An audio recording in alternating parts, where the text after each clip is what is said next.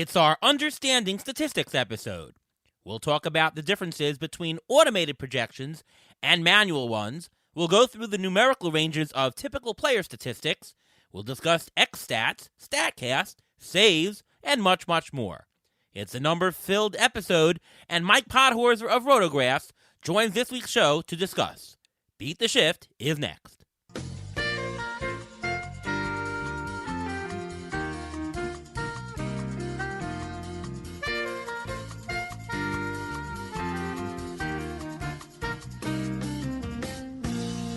Welcome to another episode of the Beat the Shift podcast. I am your host, Ariel Cohen, and with me as always, Ruvain Guy. How are you, Ruvain? I'm doing great. How are you doing today? I'm doing pretty good. Welcome back, Ruvain. It's been a couple weeks. I know you were working on, you had your son's bar mitzvah last week, and a mazel tov to you. Thank you. It was a lot of work and a lot of stress, but we got through it. Yeah, I can imagine. Good success here, and we're now ready to tackle the 2022 baseball season starting here in December. And when I went to Arizona with you, Ruvain, there was a couple people who talking about the podcast and said, we love stats, but we just don't understand some of them. And even for the simple ones like OBP, what's a good OBP? What's a bad OBP? So we thought we'd do one episode before the season started, talking about understanding statistics. And I thought of nobody else better than Mike Podhorzer to come on the show. Mike works at Rotographs. He's a writer there. Two-time Tout Wars winner. He was the 2015 FSWA Baseball Writer of the Year, and he literally works a block away from me in Manhattan. Welcome to the show, Mike. Hey, so excited to be here, and I'm excited to talk about bar mitzvahs, because I have to tell you, I really missed those things back in the day. Yeah. Oh man, it's been a while for you, right? You're older than 13, right? I'm older than 13. And Ruvain, I actually have a question for you, because back in our time, the biggest and most popular and most exciting game was Coke and Pepsi. Because oh yeah, that's right. Yeah, Coke and Pepsi, because it was like, ooh, who do I choose as a partner? Is it the cute girl or my best guy friend? Was that played at the bar mitzvah? Actually, it wasn't, but there was Coke and Pepsi on the table, though. So that's good. I don't think that counts. Well, for those who don't know what Mike is talking about, there was this game where you would take a partner, and everybody would line up on one side of the floor, and one side would be the Coke side, one side would be the Pepsi side, and you would line up opposite your partner across the whole thing, and if the host who's running it says Coke, everybody would run to one side, and the last one is out. If you said Pepsi, everyone would run to the other side. If you said, I think it was Dr. Pepper, you had to go in the middle and lock arms. 7-Up. Or whatever it was. Or Sprite, like or yeah. Then you'd make up a couple of special words for the bar mitzvah boy, and yeah, you'll have all kinds of fun. Wow, you're taking me back, Mike, really. Memories. How's your microphone doing today? Oh my gosh, let's not talk about my microphone. Well, good. Side joke. Anyways, but today is the Understanding Statistics episode. And, before we talk about the actual statistics, I want to talk a little bit about projections. And Mike does the pod projections every year. Projections in general always rely on historical stats. You take some kind of weighted average of the last three. Any good projection does these three things. It does weighting of past years. There's some sort of aging curve, and there's always regression to the mean. How are those three principles applied to the pod projections, and what do you do differently than everybody else, and maybe what's new for 2022 for you? So the projection systems that most people are familiar with, you have Steamer, you have Zips, you have the bat from Derek Carty. So all of these are computer projection systems where they're almost literally pressing a button, and within an hour, however long the computer takes, outspits all your projections. Man, would I love to be able to do that. But I don't do it that way because I have no idea how to create a computer projection model. I'm literally going player by player, manually projecting all of the metrics.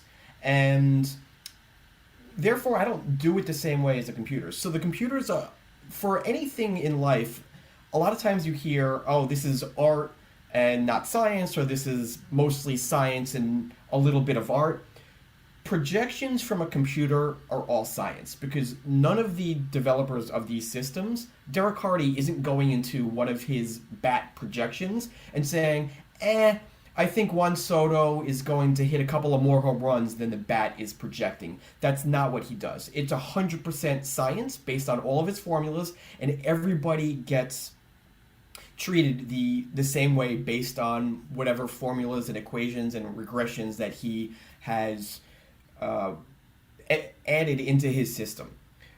Me, on the other hand, there's more art to it because I follow injury reports. I follow changes in a pitcher's pitch mix and repertoire and velocity. And those are the type of things that I could adjust in my projections that these computer models are unable to do. So it's that extra bit of art that me being a human and not a computer is able to actually account for in my projections. And while that doesn't mean that my projections are automatically the best, it does give me an edge on certain players as a result. Are you weighing differently the 2020 season when it comes to putting like a 3-year projection type thing together? All right, that's a good question. So, Ariel, you mentioned the 3-year weighted average. It really depends on the metric. So I don't have any blanket methodology in terms of how I project a specific metric. It depends on that specific metric and what I'm looking at. Sometimes I throw out a year. Sometimes I'll include 4 years. Sometimes I'll include a complete average of the last 3 years. It really depends at what I'm looking at, their age, what team they were on, and some of the underlying drivers of whatever metric I'm looking at. And maybe last year there's a clear fluke in one of the metrics that's driving some other metric. Let's call it BABIP or something. And I'm then able to determine which is a fluke and kind of ignore that. And so maybe I'll weigh that year less. And that's only for that particular player. So there's no blanket methodology that I will use for every single player. Okay. You know, the benefit to using projections, the automated ones at least, in general, are that, you know, it's hard for me to say I know more than the computer model. You know, the computer model set up that, you know, 6 out of 10 times they're going to get it right over the human element, right? I mean, the point of regression is that, hey, you know, a player cannot continue an outsized performance for a very long time. You bet the average, you bet the regression to the mean, and on the whole, that would do better. However, there are some instances where your gut should be trusted over the projection, over the automatic projection. I mean, one such thing, of course, is playing time, right? Where, you know, you might have more information about the team, whereas the other person doesn't. Maybe injuries, maybe the projection system isn't taking into account injuries. Maybe there was a single year, maybe 1 year ago, a player was injured, but if you just use the automated weighting of past history, it would not correctly compensate for the fact that that player was not at the right level that year. What are some of the other instances in your mind where manual projections are better than automated projections? And, you know, what are you specifically looking at to give you that advantage over the computer?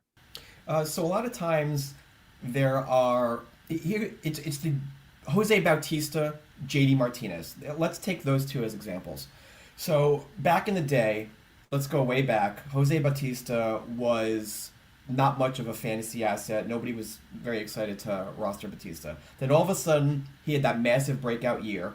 And you went back, and sure enough, there were stories before that year on how he changed his batting stance. He added, I believe it was like a leg kick, and that is what led to that big year. And then he became a consistently strong hitter.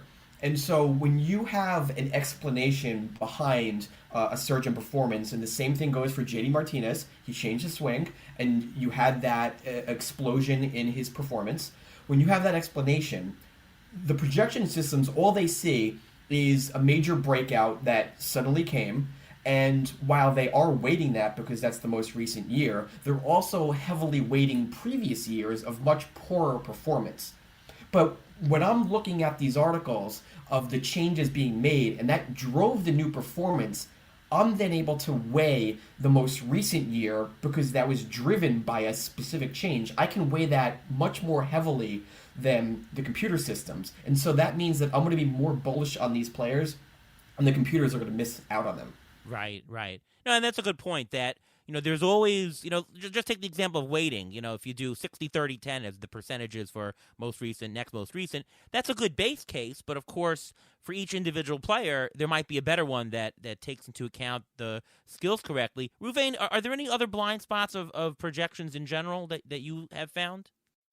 Not so much, but when you mentioned about using your gut, if you see two projections for two separate players and they're very similar, which one do you go for? I mean, because it is just a computer spitting out numbers, and you're seeing these numbers and they're similar, and it's telling you it's the same player. Which player do you end up choosing? And that's when you have to use your gut. And I know Ariel, you hate it when I mentioned this before, but when you use your gut, sometimes you'll find that breakout player just because you're taking a chance on something.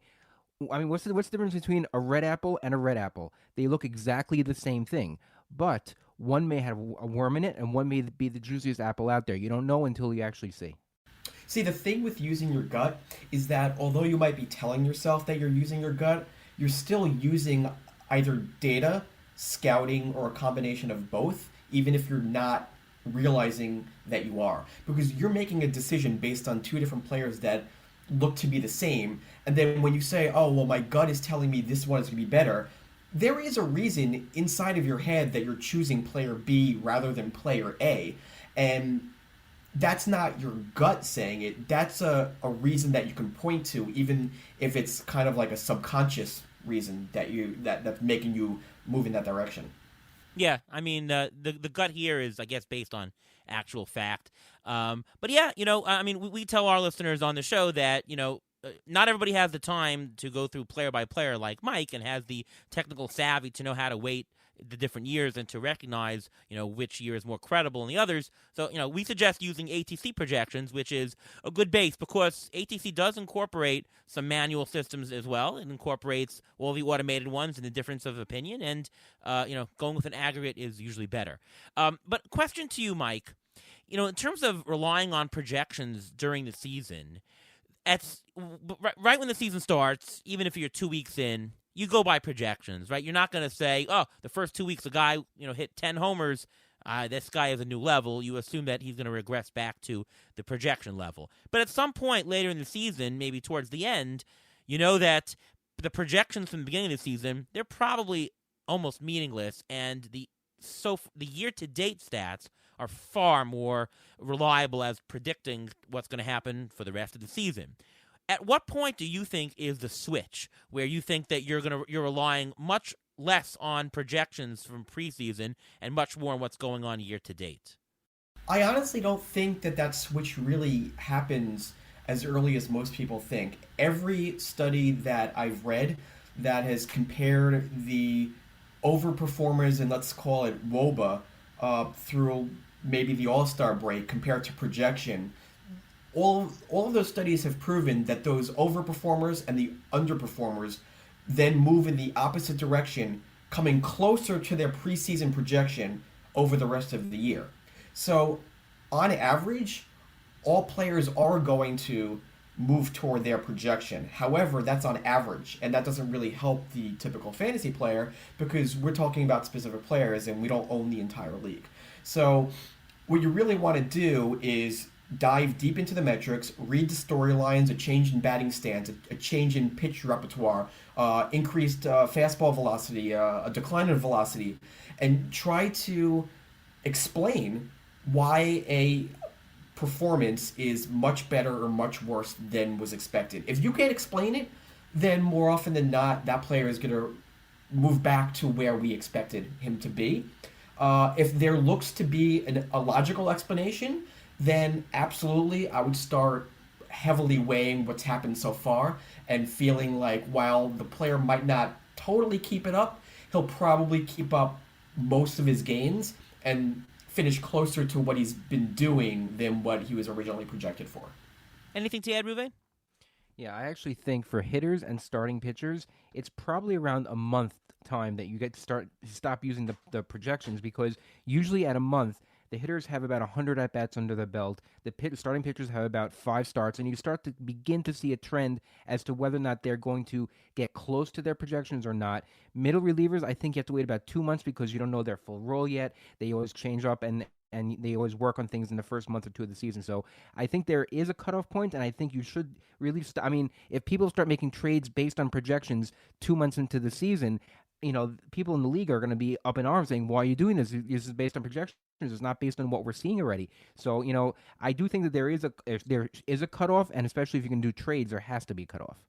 I disagree with a lot of that. I think that I'm closer to Mike in that I think that especially for hitters, I use the preseason projections for the whole first half of the season. I'd say somewhere in August I make the switch off, where I say, okay, I'm going to disregard projections that I created early in the season and look at more at in-season. I think that it's over the summer, over the late summer, somewhere in August is where it really works for hitters.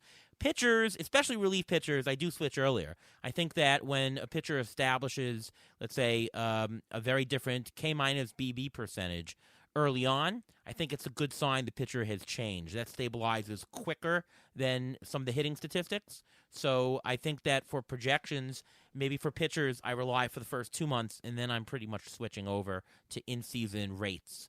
And on the pitching side, I think it's easier to identify what could be driving a change because you can quickly check fastball velocity, pitch mix changes, and there are fewer of those types of metrics that you can look at for hitters that can really scream out to you, there is a legit change. Right. Correct. So then I have a question. Then let's say you use Francisco Lindor last year as an example. If you projected him to bat, let's say 260, 250, 260, and hit about 30, let's say 25 to 30 home runs, and it's mid-June, and he's batting under 200, you're still telling me you're going to go by the projections that were done beginning of the season? You see it's not the same player. You see there's something different. So I'm going to jump in here, and Lindor is a good example of so one of the issues with Lindor is that a lot of his value was made up from stolen bases, and stolen bases is part team philosophy and part player. And so I was actually hesitant on Lindor specifically because even if he rebounded offensively, which I was confident he would, I wasn't as sure that the steals would rebound, and you needed those steals to rebound for Lindor to earn his value. And so when you take a guy like that, then it's a bit riskier. If you take a guy that is more power oriented, when you're just betting that the power rebounds and you're not hoping that the team philosophy doesn't hold him back, then I think that's a better player to bet on returning the expected fantasy value from the preseason. Yeah, that's a good answer. It all depends. It also depends what the cause of it is. If you look at the BABIP and you see it's a really unlucky BABIP, well, that could be the cause, right? It's more case specific. I'm talking as a general rule. It's always good to make a generalization, but of course, when you get down to it, different things for different players are the reason. All right, want to get into the statistics discussion, I should say. Just to throw out there the main statistics, maybe, Mike, you can talk about what a typical range for the players would be, what a really good value would be, and what a poor value would be. Let's start with hitters, and we're going really basic to start, but how about batting average? So back in our day, it used to be you wanted a 300 hitter, and the goal, 300, 30 home runs, 100 RBIs. Now, we don't care right now about home runs and RBIs, but it was that nice round 300. There was no real math, no real reason that 300 was what you wanted to see. It was only because it was a nice round number, and that was the plateau you wanted to see your hitter reach. That's clearly no longer the case because batting averages keep declining, and the league average batting average was only 244 in this season. So a 300 average nowadays is actually really good, and for fantasy purposes, if you can get a guy batting even 280, then he's most certainly going to be helping your fantasy team. So you don't get as many 300 hitters anymore. I think 280 and above is perfectly fine. And then you still got those guys hitting 210, 220.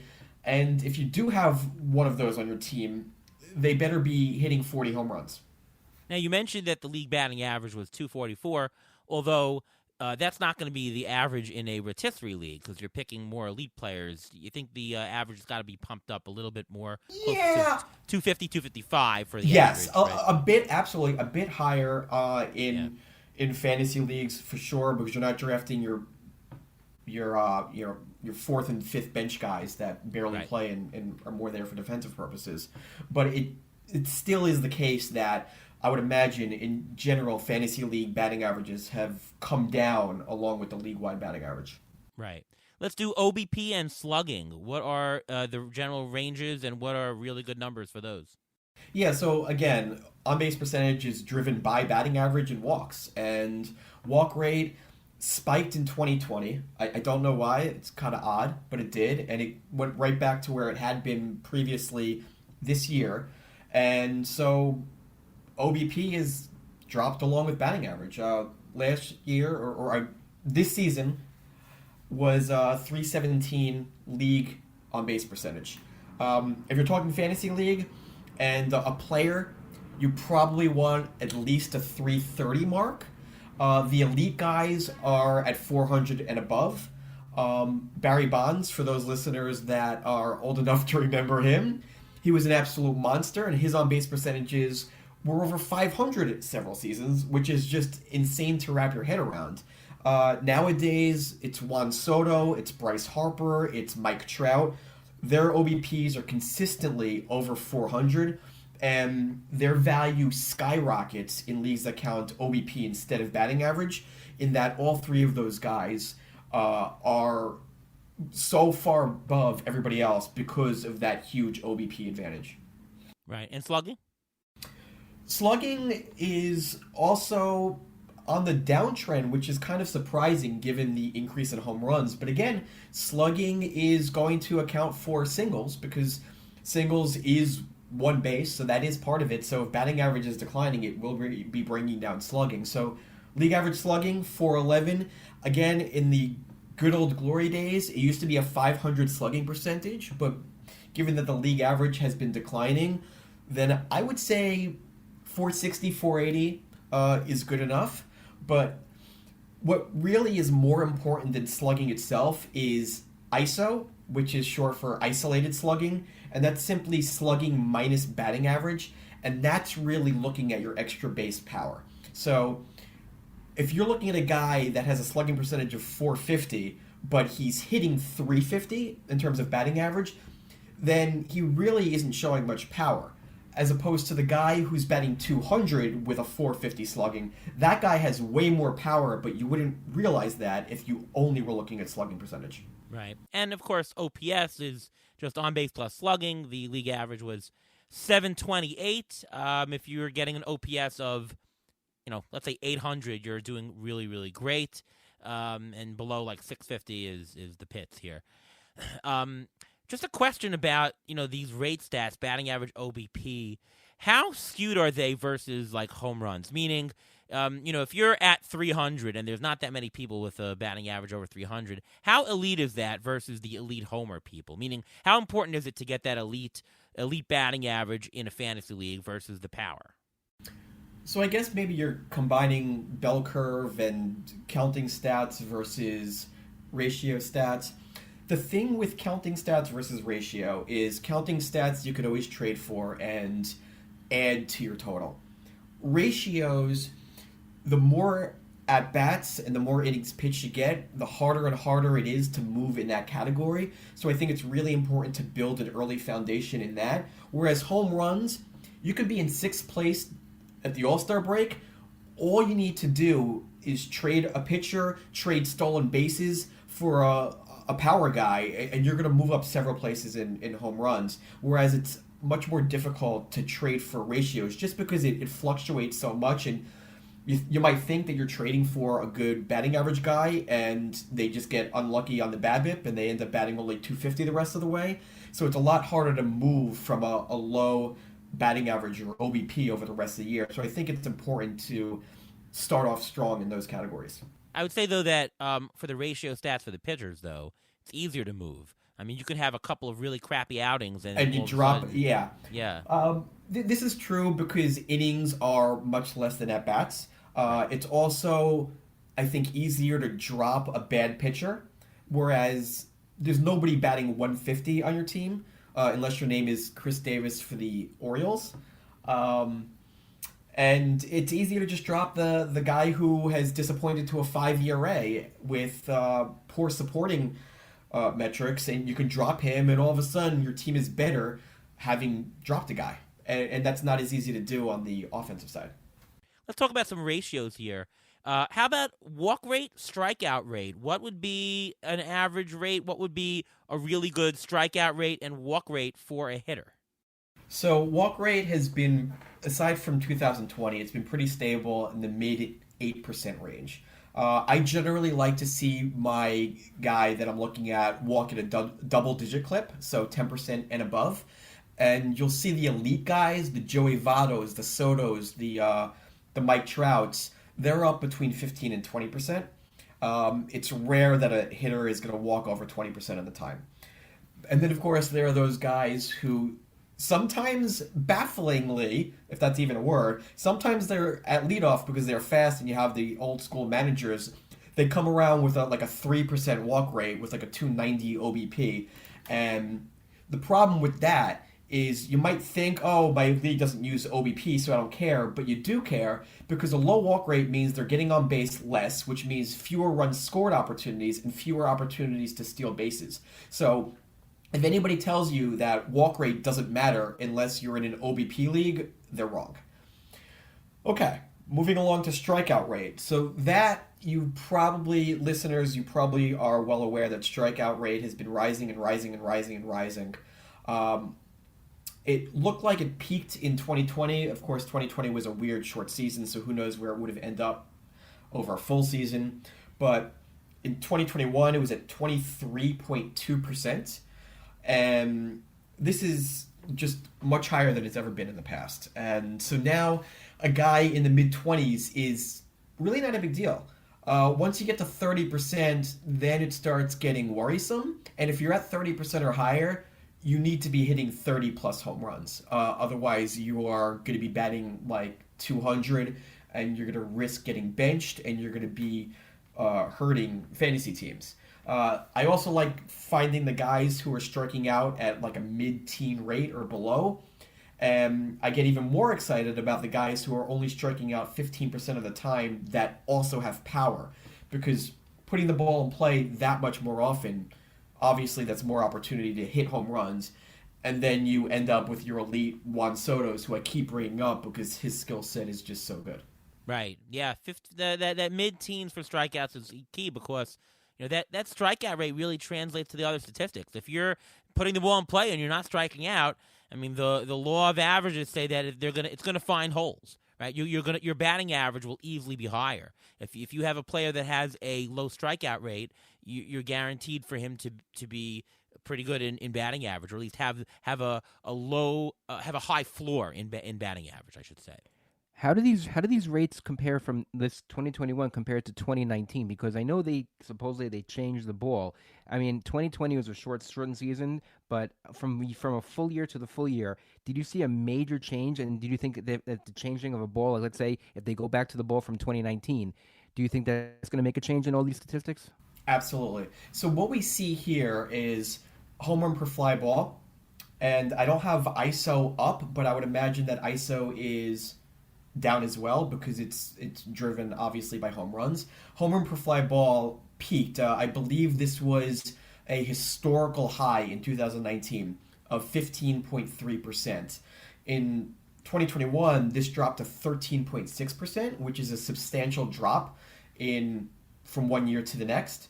And that was likely all due to the ball. We also see a drop in BABIP, but I'm not sure how much of that is ball related and how much of that is something else.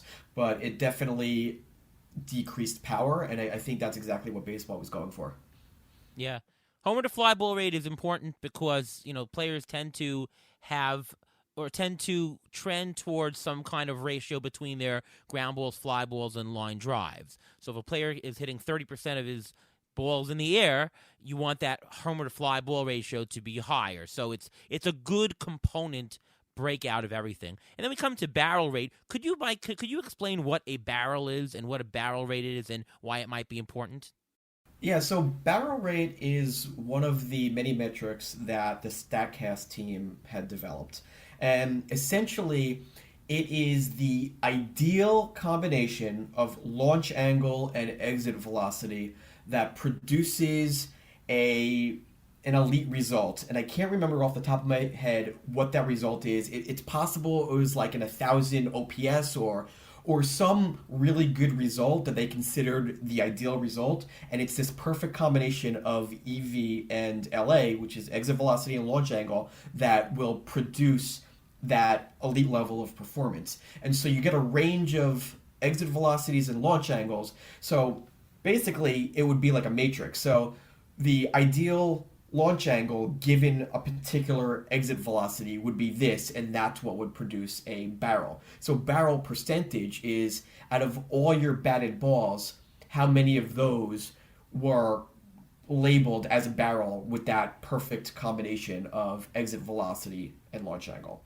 Now, I wanted to just caution all our listeners that I see barrel percentage misused a lot.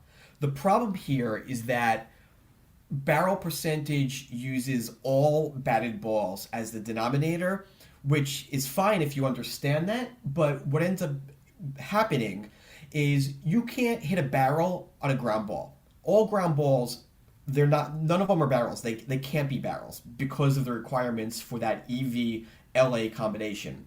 So when I run my proprietary expected metrics, I only look at barrels per fly ball or even barrels per line drive because those are the only two batted ball types that could even be a barrel. So why even include ground balls?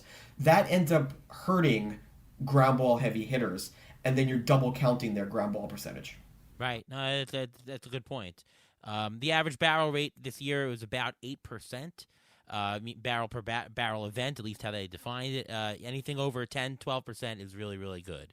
Now, before I talk about anything else, the question I have to you, Mike, and this is actually a very important one, is how do you know if you see a player's barrel rate jump up in a year? How can you tell whether it's skill? Oh, look, his barrel rate is up.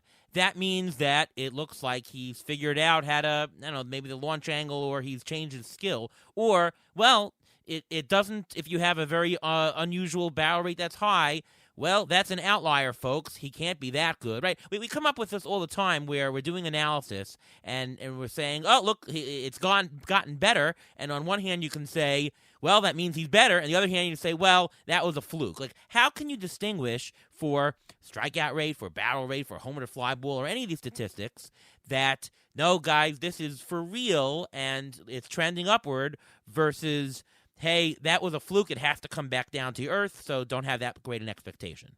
So I'm going to give an answer that won't be very popular, and that is we don't know. There's no possible way to be certain that barrel rate or any metric that we're looking at that just came out off of a breakout year, we don't know for sure if any of them are for real or if it's a fluke. But we can take an educated guess, and for barrel rate, I think the first step is to do what I just said and break out barrel percentage by batted ball type.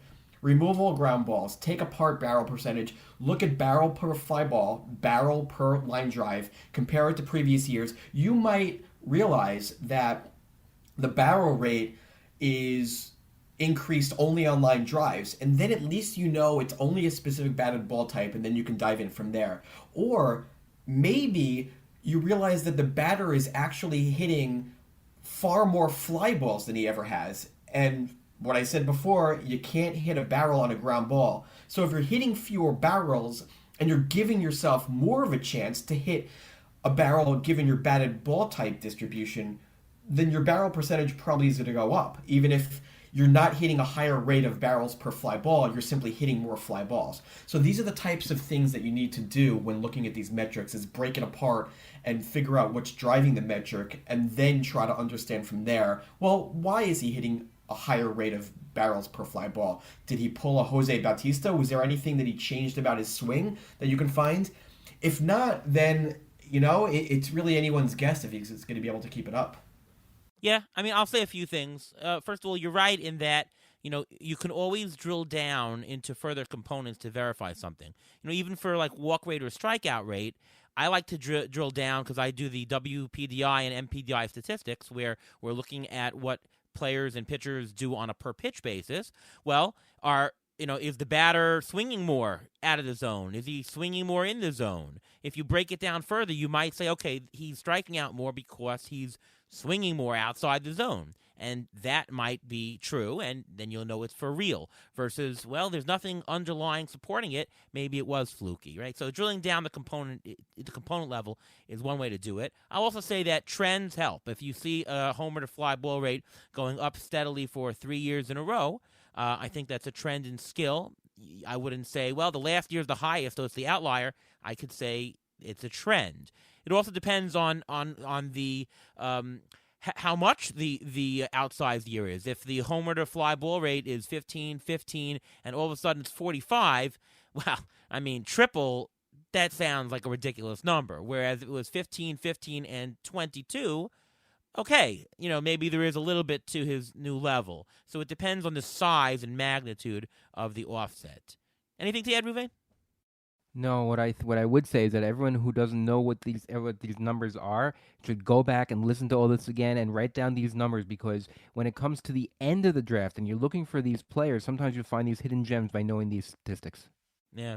Let's talk a little bit about luck statistics. And for hitters, one of the luck statistics are BABIP. Mike, could you just briefly explain what BABIP is, what would be an average BABIP, and how you might use it to identify a player that has been lucky and maybe won't be as lucky going forward? So BABIP is the acronym for batting average on balls in play, and I have to tell you, my wife loves BABIP because it sounds hilarious, and I agree. And it's not as much of a luck metric as it is for pitchers, because hitters actually exhibit far more control over their own BABIPs. So you want to say that a hitter tends to regress toward their own career average, but of course if you have a young guy or a rookie, they don't have a career average, so you have to kind of use minor league stats and translate those. It gets a little tougher, but on the whole, yes, hitters will tend to regress toward the average, which this year was 292, and just like some of the other metrics, this has been declining, and this is one of the reasons why batting average has been declining. One of the reasons that BABIP has declined is shifting. Shifting is something that has really gained popularity within defenses, and it's been a little while now. I would say over the last decade or so. And we've seen BABIPs go up and down, and so we can't be 100% sure for any particular team that the shifting is really decreasing BABIP, but it's certainly having an effect, and it's had an effect, a great effect on a lot of specific hitters. So shifts are something to definitely be aware of. In terms of looking for guys that have been lucky and not lucky, I have my own proprietary xBABIP metric, and I basically I build upon Stackcast's X batting average metric.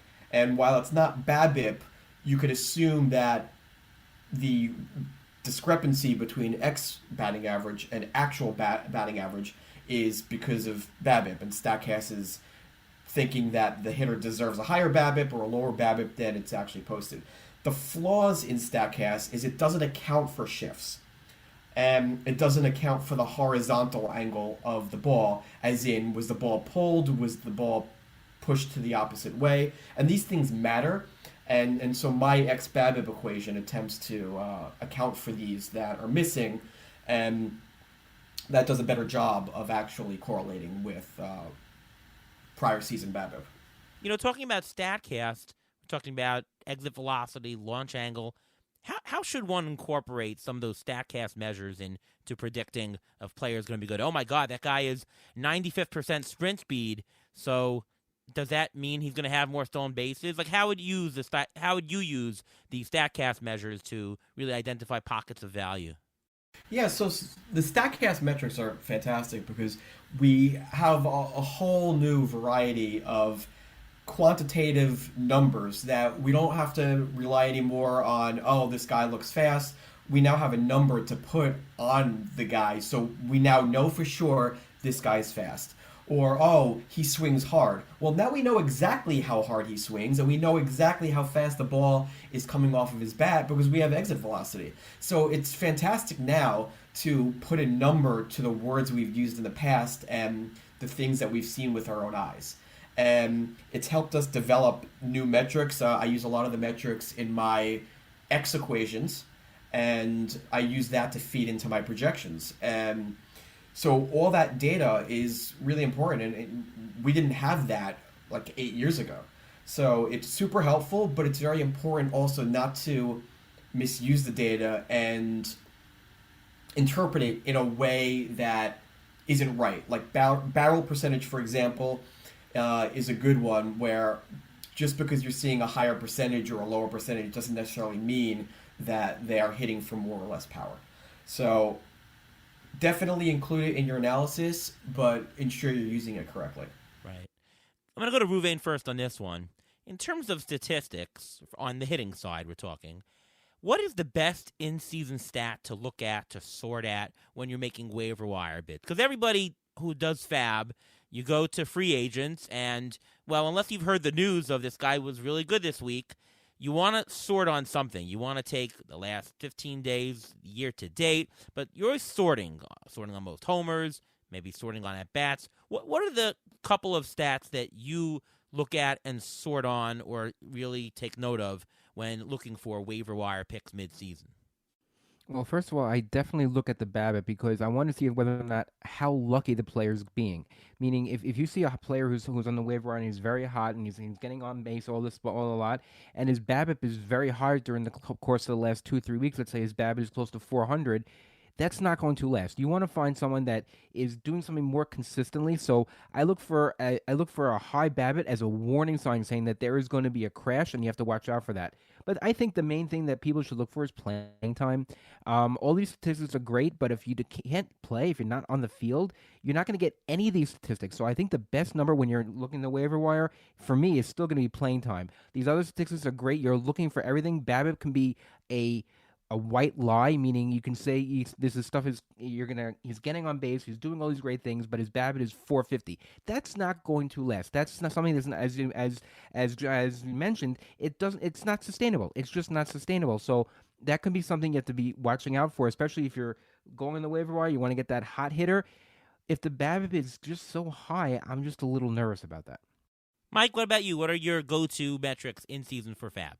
You know, Ruvain, you took the words right out of my mouth. I couldn't care less what a hitter has done over the last couple of weeks. It has no predictive value. It doesn't matter to me. All I care about is playing time and role changes. And I'll give you guys a player that represents a perfect example. So last year, a guy who started leading off for the Cubs and playing every day, who nobody knew about, he just came out of nowhere. He, a journeyman, already 30 years old, and that's Rafael Ortega. In half a season of plate appearances, he hit 11 home runs, stole 12 bases, and batted .291. And that has value in all leagues. And there's nothing that you could have really looked at when he first came up and started playing every day that would have been like, oh, he's for real. Instead, you look at the last 7 days, the last 2 weeks, and you're like, oh, he's played a lot. Out of all my free agent outfielders, he's near the top in playing time. You then look at his minor league track record. You see a history of some power, good speed. He's playing every day, batting leadoff for a rebuilding team. You jump on him. Not because he's hit well the last week or two, but because he's playing every day. He's got a history of success in the minors. And these are the types of under-the-radar guys that can give you quick lifts that most people aren't paying attention to. I'm not sure that I will agree completely because, take another guy. How about Frank Schwindel? Wow, that guy was hot 1 week. That guy was hot 2 weeks. if you didn't press your button and say pick him up, you probably lost out on the best free agent on the waiver wire in the last half of 2021. I really think that playing the hot in baseball, people are streaky, especially hitters. So I wouldn't discount hotness in the last 7 days. But to your point, yes. Don't always just go by, has it been great that it lasts 7 days? However, at-bats, again, track the last 7 or 14 days of at-bats. Who's playing more? I like to look at actually batting order. I want to see who available is batting leadoff, batting second. They'll get more opportunities in the coming days, not just somebody who's batting eighth. And I like runs scored. Tell me who's getting on base and scoring. Runs really test whether the team is knocking him in behind him. It tests whether they're getting on base. I mean, we know that in a 5x5 rotisserie league, the category that's most correlated to the team that wins is runs scored. So why not look for runs scored on the waiver wire? Those are my go-tos, I think, for But you mentioned Frank Schwindel. He would not have gotten his chance if Anthony Rizzo wasn't traded, if he didn't get to play first base. So again, it comes down to playing time with him, doesn't it? Yeah, that's true. Yeah, you would have searched for him on playing time. But of course, if you would have searched who hit 6 homers this week and his name popped up, I wouldn't glance over and say, well, it's a fluke. In this day and age, you might have to take a chance on him. Remember, you can always pick up somebody and not play them. The cost for picking up somebody marginally and not playing is not that high.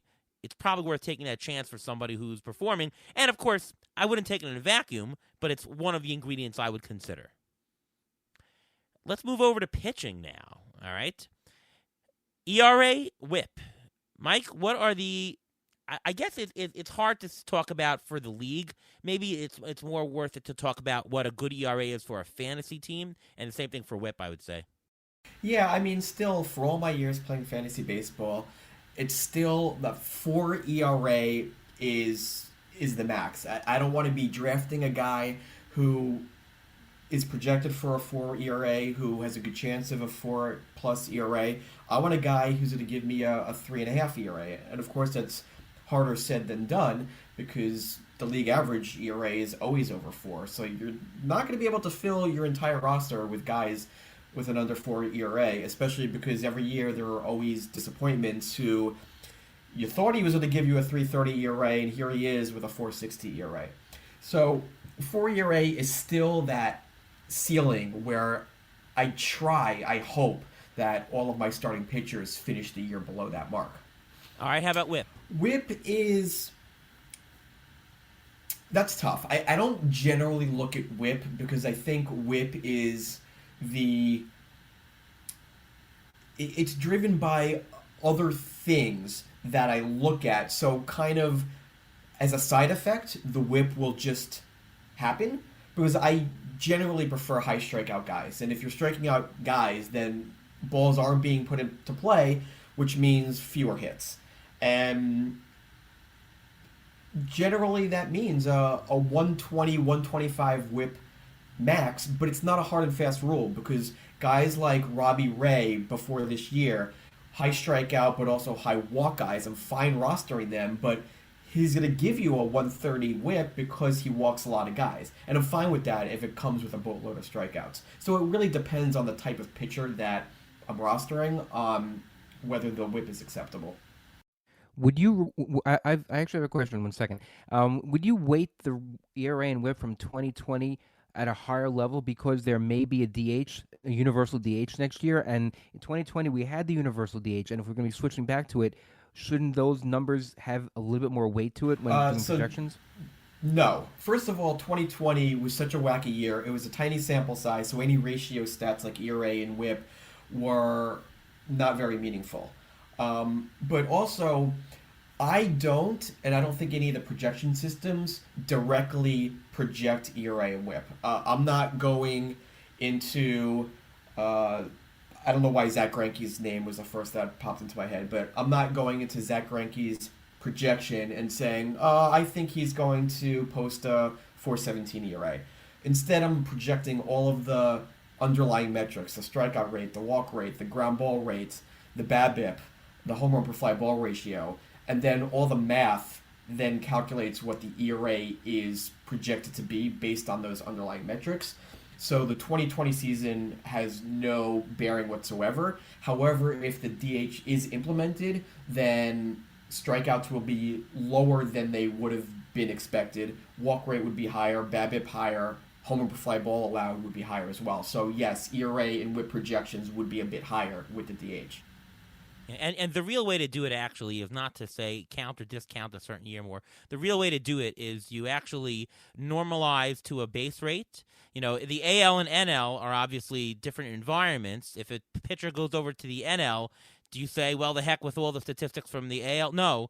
What you do is you normalize it and you say, what would it be in a league neutral value? Or if you're really sophisticated, you do by park. What if your home park was Citi Field versus Colorado, and you would first normalize it to a normal level of a park factor of 100, and then whatever team they're going to, you apply the park factor, right? You would denormalize, and you would then go back up to the next environment. And if next year there's a DH, well, that's a different environment. You hit everybody with a certain factor. That's really the way to do it if you're projecting. Yes, that's definitely the super automated computer model way to do it. That's definitely the correct way to do it. But to be honest, I don't think the computer models go that far anyway, because I don't think that we have enough data to even be able to correctly compute the park factors. I still haven't seen a park factor that correctly computed everything, and park factors affect every pitcher and hitter differently anyway,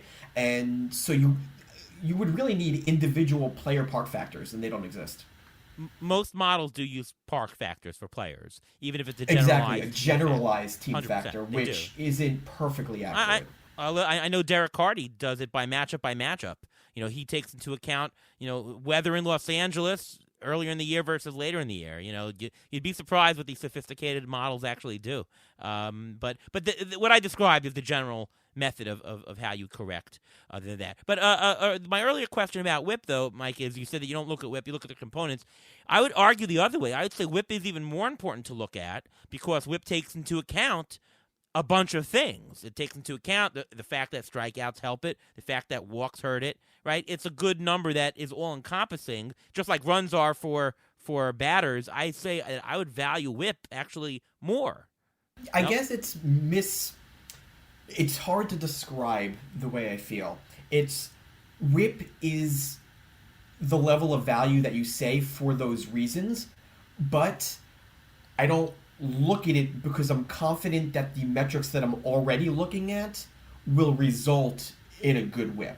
So if I'm prioritizing high strikeout guys, then I don't need to look at their WHIP because I expect that all those strikeouts and the fact that I think I'm drafting good pitchers will end up resulting in a good WHIP.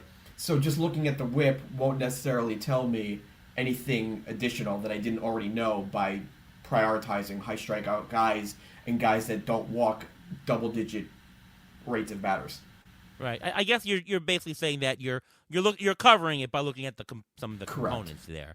But for most people, I think it is important to look at because if you're not going to do that big research to break down the components, it's something that you could track. And to me, WHIP is harder to manage in a fantasy league. So if you're fortifying your WHIP by good WHIP players, that's a really, really great thing to do, and you can target them, right? ERA fluctuates more than WHIP, right? So you can manage your WHIP better than ERA. So here's a good example of a guy I'm thinking of. So Kyle Hendricks, obviously he was massively disappointing this year.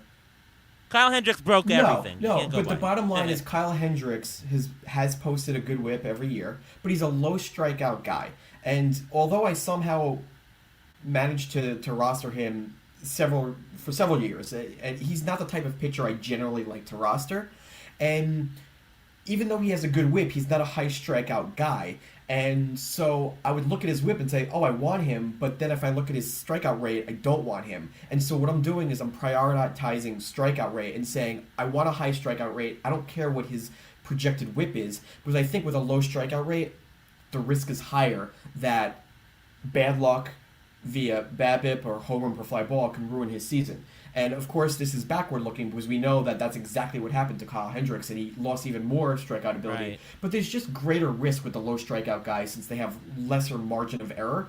And so I don't want to rely. I don't care if they have a good whip. I want to rely on the high strikeout guys and expect that the whip will be there in the end.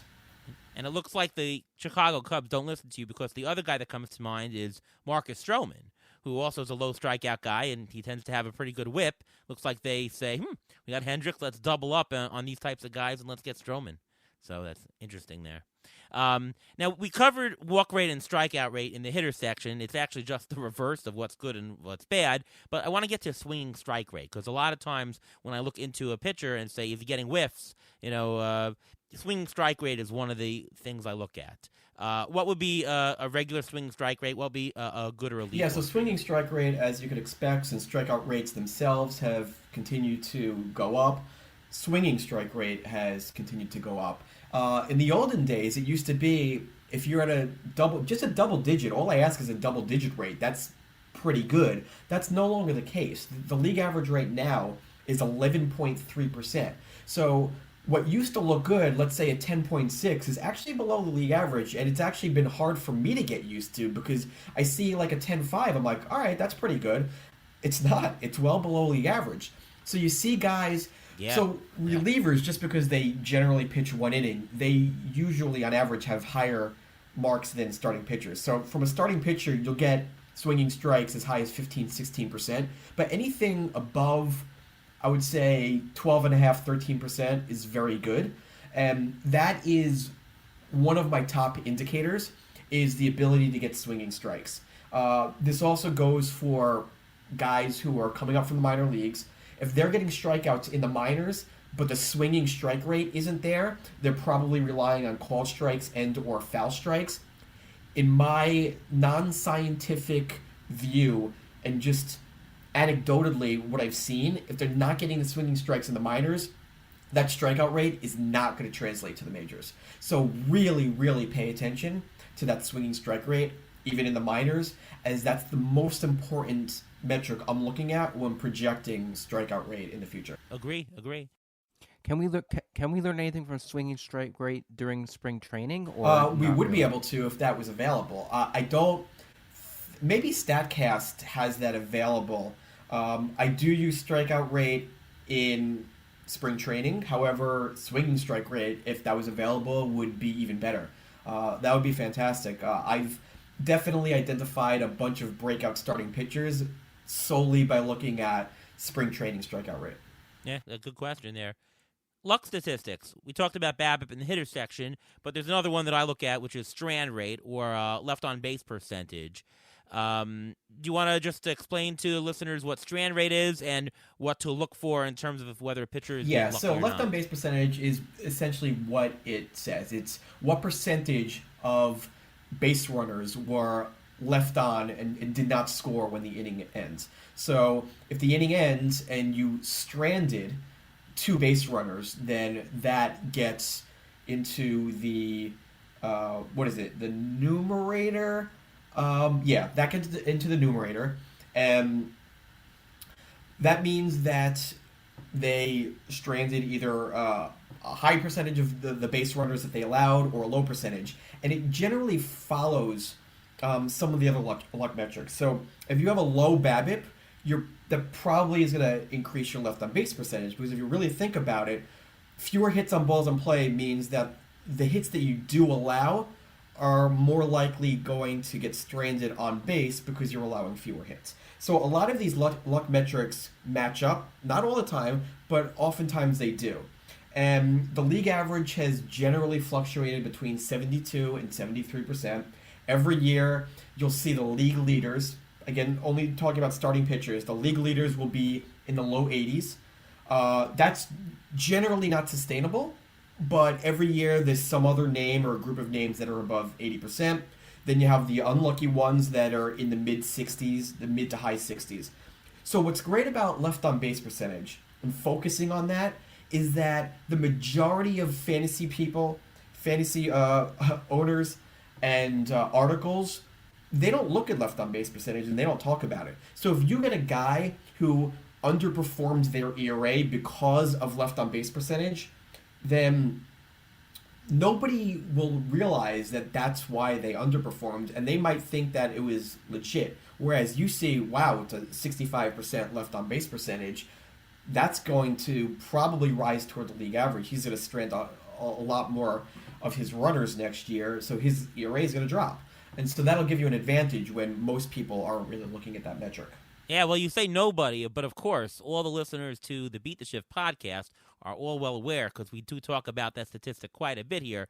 So, yeah, our listeners are That's informed, great, Mike. because I that is the one metric that I see least in articles. I see BABIP all the time. Everybody can recognize who has a high and a low BABIP, but I rarely ever see any mention of, whoa, he's holding he's stranding 85% of base runners. That's not going to last. That's rarely included in articles, but just as important as seeing a BABIP of 240. Right. Just one word about the luck statistics for pitchers, especially BABIP. If you see a low-ish BABIP for a pitcher, before you say that he's been unlucky, I would just check whether the team defense is good or not. Because if the team defense is poor and the runners are getting on base much more than they would, so we're talking about a high BABIP for pitchers, it may be because of the defense. And, of course, going forward, if the pitcher doesn't get traded and he's playing for the same team, you're going to expect that higher BABIP going forward. So unlucky should be relative to, I would say, a, quote, team's BABIP, right? I'm just saying, don't just say, well, it's over 300, so he's unlucky. Just check first whether the team defense is the culprit. And adding to that, the pitcher's batted ball profile. And when I say batted ball profile, what I mean is ground ball rate, fly ball rate, line drive rate, pop-up rate. That also plays a big role. So in the past, we've seen some extreme fly ball pitchers that have run really low BABIP marks. One of the guys I'm thinking of is Chris Young. And the projection systems every single year got him wrong because they regressed his BABIP back to the league average, and it never happened. He'd post a 230, 240, 250 mark every year because he was an extreme fly ball pitcher, and fly balls go for a hit far less often than ground balls and line drives. So if you're allowing a high rate of fly balls, you're going to allow fewer hits on balls in play. So batted ball profile plays a big role in BABIP, and that's something to check when trying to figure out whether that BABIP is lucky or not. Right, good point. ERA estimators. I don't want to spend a lot of time, but on Fangraphs we have a couple of them. FIP, XFIP, Sierra, those are different statistics that are used. Those are X statistics, really, to say, well, here's a formulaic way to say what the ERA should have been, just to tell people it's not a predictive statistic. It doesn't tell you what they're going to have in the future. It tells you what they should have had if there was no luck or if everything went right. Could you just quickly explain the difference between FIP, XFIP, Sierra? Which of them are better descriptive, retrospective testers? And are any of them, or which one out of the three are more predictive? So first off, the three metrics were developed to be retrospective. They weren't meant to be predictive, but we'll get to that shortly. So remember that these are backwards looking, quote unquote, what should the pitcher's ERA actually be? FIP was the first one. It was the most simple. All it does, it takes the pitcher's walks, home runs, and strikeouts, throws them into the equation, and spits out what the ERA should be based solely on those three. But then XFIP came out based on the notion that, wait a second, home runs allowed isn't totally controlled by the pitcher. There's a lot of luck involved in home runs allowed. And so maybe we should kind of just ignore home run rate and give everybody the same home run rate. And so that's what XFIP does, and it normalizes home run rate. It basically assumes the same rate of home runs, and just fly balls as the right, exactly. It still takes the walks and the strikeouts that were actually recorded, but then it assumes essentially a league average home run rate. And Sierra takes it another step further. That's far more advanced than the XFIP and the FIP. It's a much more complex equation, and it accounts for ground ball rate, fly ball rate, the entire batted ball distribution, and basically what it's doing is it accounts for the fact that ground ball pitchers are more likely to induce double plays because they induce more ground balls. And that's far more advanced than what xFIP and FIP is doing. And Sierra also is not assuming a league-wide home run rate, but it's looking at fly ball rate and basically ignoring what the actual home run rate is and really looking at the underlying skills. So from all of the studies, Sierra has been the most predictive of rest of season ERA, even though it wasn't developed that way. And from a backwards looking perspective, I believe it also correlates slightly higher with actual ERA, but don't quote me on that. But for fantasy owners, you don't care what correlates better with past ERA. What you really want to do is what metric is going to give me a better idea of the ERA for the rest of the season.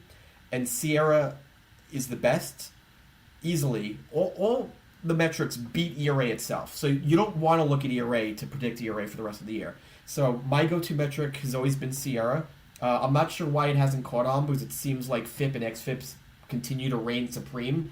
And all my articles, all I ever talk about is Sierra, but it hasn't seemed to get caught on yet. It seems like I'm one of the only ones that still talk about Sierra.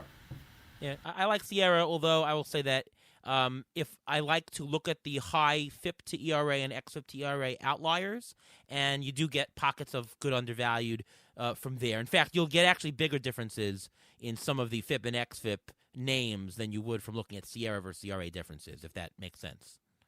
Like it'll bubble up to the top some people that you wouldn't get otherwise. Yeah, definitely looking at the gap between any of these estimators and ERA that's one of the best ways to come up with like a trade target list when you're going shopping mid-season when you need pitching help. Right. These are the guys that you might get for undervalue. Ruvain, let's go to you for the waiver wire question. Same question to you as before for the hitters. So on the pitcher side, you come to your waiver wire week, you're making your bids. What are the couple of statistics that you look at most when trying to know who to pick for your team?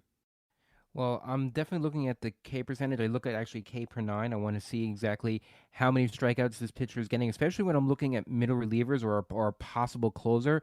If you look at the K per nine, a pitcher who has a high K per nine over a 10, they have a better chance of becoming a closer because that's what the closer does. They want to have high leverage situation where they strike people out. So I look for that.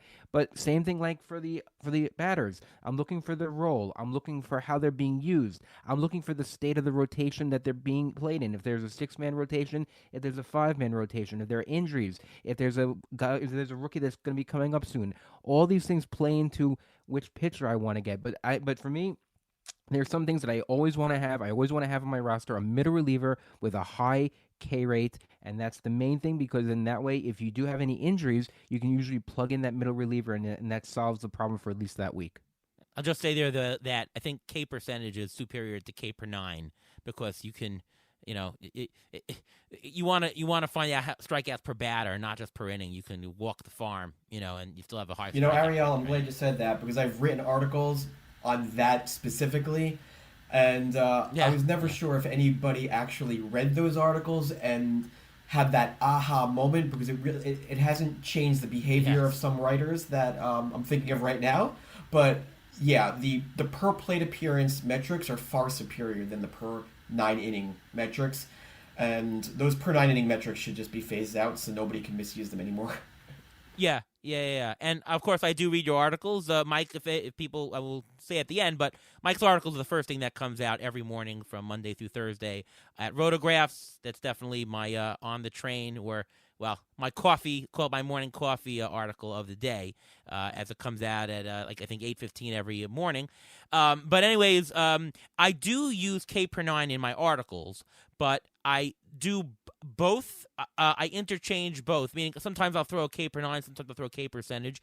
The reason I do that is not because I think I know that K percentage is more superior, but for it's about phasing it out. Some people are used to the numbers, right? If you hear a 11 K per 9, because you're old school, you might be more familiar with the number. So I try to do half and half. so that the people can identify with that one and at the same time pick up what the next K percentage means. But I am going to be phasing this out, as the industry in the whole should be phasing it out. It's far superior, right?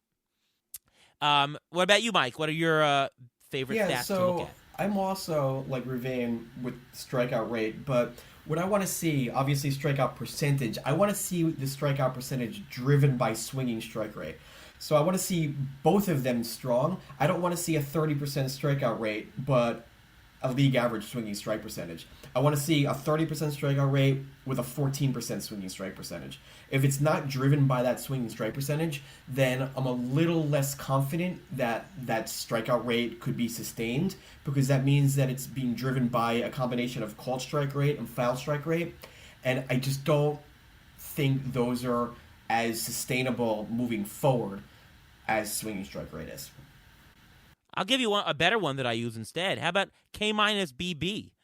If I could pick only one statistic to look in season, and you say you got to base every single decision on a pitcher, and you're going to get one statistic, it's K minus BB, because that incorporates both the upside and the downside, right, of the walking and the strikeouts. That K minus BB actually stabilizes really, really quickly in a season. You can learn so much just from that statistic. Ariel, actually, there's a specific reason why I don't focus on K minus walk, and that's because I think walk rate in season is pretty volatile, and it has a lower numerator, and so the lower numerator just means that it bounces around more. And K minus walk, obviously, half of that percentage is from walk percentage, and so given that one of those rates is pretty volatile, I just don't put as much stock, because I want to weight the strikeout component more, as I think it's more it's more of a skill, whereas walk rate I think just fluctuates. Sometimes a pitcher can go through a rough patch where they're struggling with their control and then suddenly find it again. So I kind of want to discount it a bit, especially early on. I don't disagree, and strikeout is the more important percentage. Again, I look at more than just I do look at strikeout rate, right? But if I had to pick one overall winner, and if I said only one, I think K minus BB incorporates both. I look at both K, and then I say, okay, here's a great strikeout guy. Is there a walk problem? Right? That's how you want to look at it. Yeah. So I think K minus BB. And hey, in my fantasy, my AL only keeper league, I'll copy all of the free agents into Excel. I'll do a VLOOKUP, bring in their swinging strike rates, and then what do I calculate? Their K minus walk rate. So I admit it. I do the same thing. But I also bring in that swinging strike rate, because I think the swinging strike rate is probably number one, and then the K minus walk is number two. Yeah, and if you want to drill down further, I think velocity increases if you see pitchers on the waiver wire, and somehow you can determine that they've increased their velocity year over year. That's a great spot. The one thing I'd say, when I'm looking for relief pitchers, I'm looking for leverage. I'm looking for utilization. In fact, I'll do this more manually than sorting. I'll go to any site that lists the last 14 days of usage, and I'll say, okay, who has been pitching the eighth inning? That's who I want to get on my roster, because they're being put in high leverage situations. They're probably next in line. Utilization is something I looked at for relief pitchers, because remember, the game is to do with saves, and maybe that's a good segue to talk about saves. Ruvain, how are we dealing with save in 2022 in terms of statistics? How are you figuring out, based on statistics that you can find right now, who in the world to pick? Obviously, if a manager says, yup, this guy is the closer, that's the guy to take. But how else are you dealing with it? And just to add to that, I know that for the Tigers, for example, Gregory Soto has been announced as the closer, right? They've already announced him. He's the closer. I really don't want to draft Gregory Soto because, first of all, I don't know how good the Tigers are going to be. But number two, the guy walks so many batters. I really don't want a guy with such a high whip. He's walking 1-2 batters every single outing on my team. I feel like, sure, the manager said he's the guy now, but will that walk rate really have him last the whole season? I don't know. Is there statistics that could maybe shore it up for you? Well, I'm looking at the K percentage. I'm looking at the walk percentage, just like you mentioned, because if they're in high leverage situations in the ninth inning for saves, and they're walking the ballpark, they're not going to be the closer for much longer. So you have to look into that. You look at the job security. I mean, you get the top guys. Kenley Jansen, he's been there forever. Whether he signs with the Dodgers, wherever he goes, he's going to be a closer. His his K percentage has not been that great recently.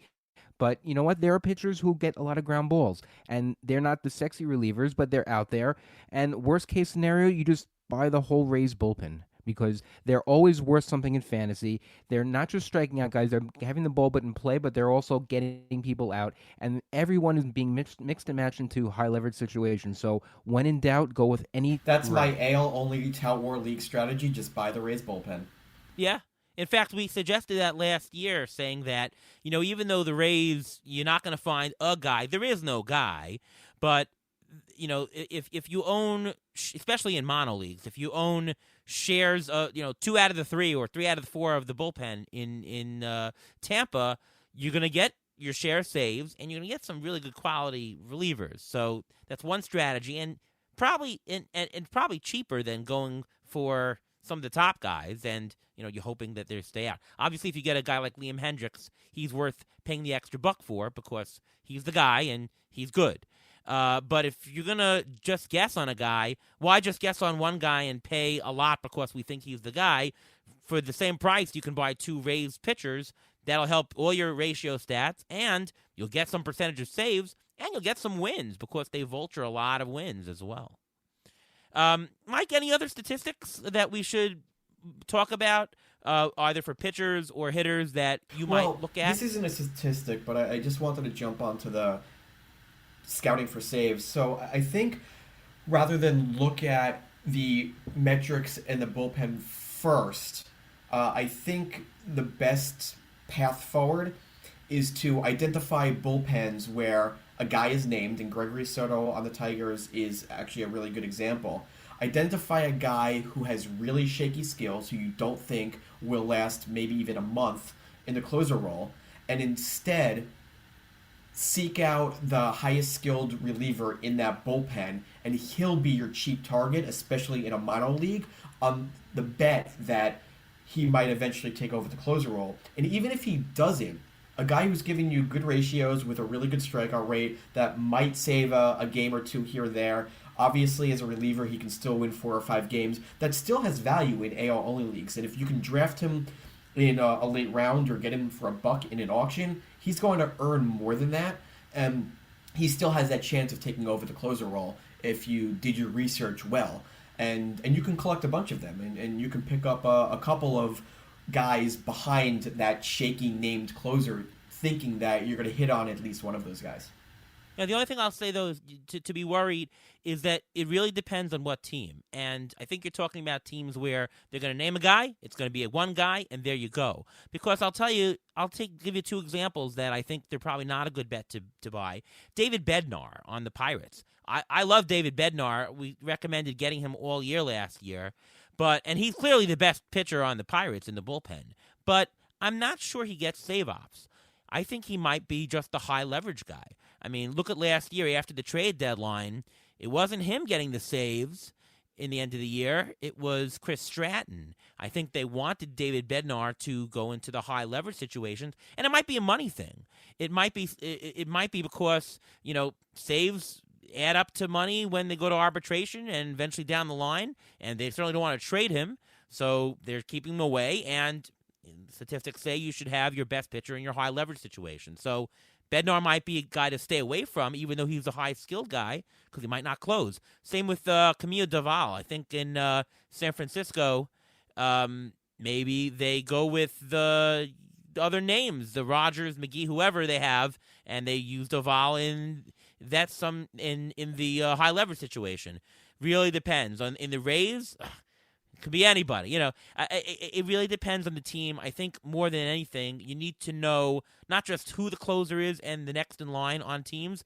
You have to almost classify every team as, what are they doing? I know the Reds last year, they said before the season, we're not going to have a set closer. We're going to have a committee. And they did that. They split their saves amongst a bunch of people. I think it really depends on what the team is, and I think it's worth for everybody in this offseason to classify at least what they think each team is going to do. Is it going to be one guy? Is it going to be committee? Is the best pitcher going to go in high leverage? I think that's actually more important. If only we all had crystal balls. Sometimes it's definitely something that would be helpful, but it's hard to predict in advance which teams are going to just kind of coast with the same closer and which teams are going to give their best guys the high leverage situations and not going to care who actually collects the saves. Because sometimes that changes also during the season, and you think a team is going to just kind of go by committee, but then some reliever really sets himself apart the first couple of weeks, and suddenly, I guess they do have a de facto closer for the rest of the year. True. Anything can happen. In terms of other statistics, I'll look at some of the plate discipline statistics like O contact, O swing, zone percentage, Z swing, that kind of thing. Again, one of the reasons that I use the plate discipline metrics are because it breaks things down to the pitch level. When you're talking about innings, a pitcher can pitch 5 innings in a game. That's 5. You can't really learn anything from it. But in the 5 innings, he might throw 100 pitches. 100 is a much bigger number. After 10 games, that's 1,000 pitches. Statistics that go on the pitch level converge a lot faster. So you can actually tell whether the pitcher is inducing more contact out of the zone, getting less swings or more swings out of the zone from just a couple of games. I think after about 5 or 7 games, it stabilizes. So I like to look at the plate discipline metrics as well, particularly for pitchers. Yeah, I Anyone agree. else? Those are the go deeper stats that help explain the results. And when I say the result, like strikeout rate. So you see a jump in strikeout rate, then you go to the plate discipline stats. You're like, he's getting a lot more swings and misses outside the zone.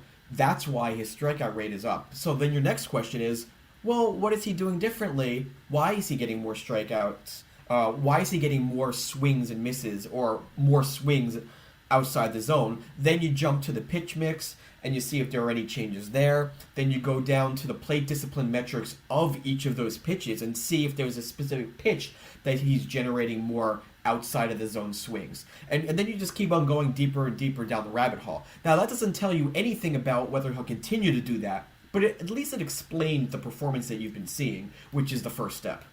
Right. All right, anything else to add? Otherwise, we got an injury update from Ruvain. It's been a while.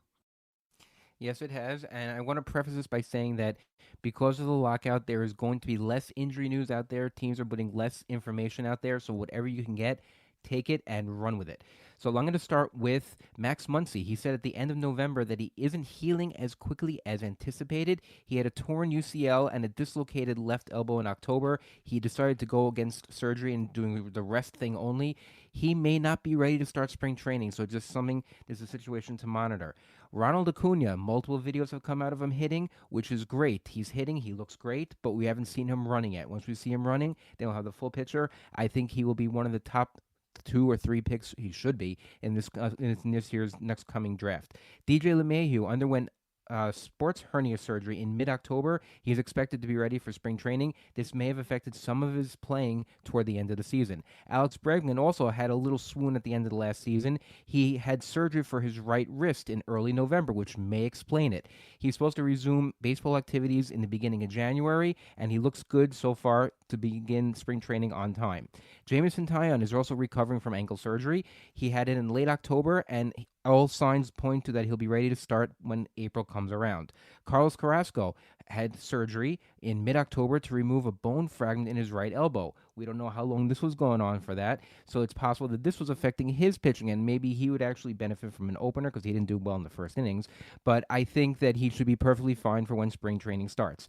And two players that we haven't heard much news from, which is neither good or bad, is Jacob deGrom and Clayton Kershaw. We haven't heard much from either of them, from either their camps, which is not good, but it's not bad. It's just nothing, so don't take that for too much right now. Who worries you more, Kershaw or deGrom right now going to 2022? Kershaw, because he has more innings on his arm. deGrom, even though they're almost the same age, deGrom has less innings on his arm, and Kershaw has so many innings, if you count the postseason, that I'm a little bit more worried about him. Plus, he doesn't have a team right now, which is a little bit weird that the Dodgers didn't go and re-sign him right away. So there may be something there that the Dodgers are worried about. I think it's weird they didn't even offer him a qualifying offer. Yeah, they didn't think he was worth the $18 million or something. Which is a little bit insane, thinking that a multiple Cy Young Award winner And is he's not been a worth face it. of the franchise. Yeah. I mean, Clayton Kershaw has always been known as a stand-up guy and a face type of franchise face type of a guy. He's not just like a good pitcher that isn't really popular or something. I mean, Clayton Kershaw is one of the big names in the game, so it makes it even more surprising. Yeah, and he has a big connection to the area. I mean, his wife and him do so much charity around the area. I have to imagine he's going to sign back with the Dodgers, but presumably for a lot less than $18 million, which is probably why they didn't offer it to him. I can't see him signing anywhere else. I just can't. But of course, anything can happen. By can't, I mean 80% chance he signs with the Dodgers. All right. Well, I hope everyone enjoyed this episode. I think it's always good to reset and get a feel for what statistics are, what's good, what's bad, what to look at. And hopefully we given you a lot of good information today. And many thanks to you, Mike, for doing the show. And why don't you tell everybody where we can read your stuff and where pod projections will be available? So Monday through Thursday in the mornings, my articles get published on the Rotographs section of Fangraphs.com. And you could also find my pod projections and my ebook, Projecting X 2.0, How to Forecast Baseball Player Performance, which teaches you how to forecast players, teaches you all about my methodology, and even takes you through a tutorial of how to build your own projections on Excel. All of that can be found at projectingx.com. There you go. Ruvain, how about you? You can follow me on Twitter at MLB Injury Guru, where starting in January, I'm going to be tweeting out again updates on all the players to try to help you excel in your draft. I also have a weekly article during season on Rollerball discussing all these injuries as well. All right, and I'm Ariel Cohen. You can read my work over at Rotographs, CBS Sportsline, Rotoballer. The ATC projections will be available on all those sites come the third week in January. A lot of people are asking, when are ATC projections out? The answer is the Thursday after Martin Luther King Jr. Day is always the day that I publish them. Why? Because, first of all, as I do aggregation, I have to wait for everybody else to publish theirs.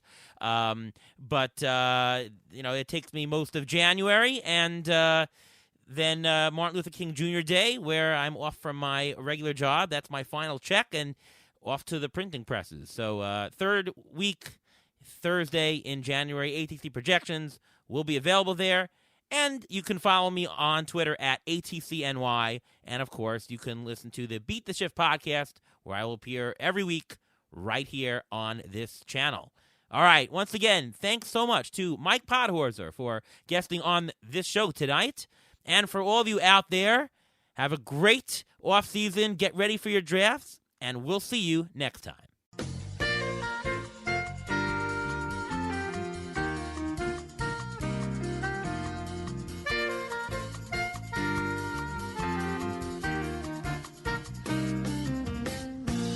Thanks for listening to the Beat the Shift podcast presented by Fangraphs. Follow us on Twitter at beat_shift_pod.